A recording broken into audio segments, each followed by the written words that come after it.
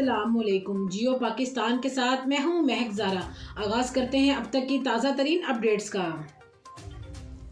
خوشاب کے علاقے قائد آباد میں ٹائیگر فورس قائد آباد اور ٹیم سریام خوشاب نے مل کر شجرکاری مہم کا آغاز کر دیا۔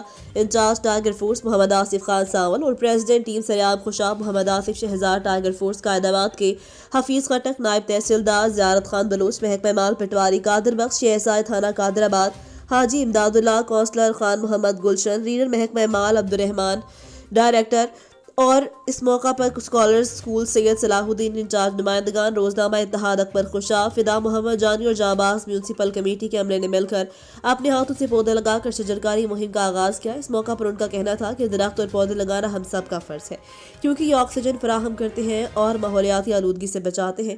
درخت لگائیں اور جنت میں گھر بنائیں۔ ان کا کہنا تھا کہ ہم گھر گھر درخت لگا کر اپنے حصے کا پودا لگائیں گے۔ رپورٹ کریں ہیں باوا محمد رمضان، نمائندہ خصوصی جیو پاکستان نیوز۔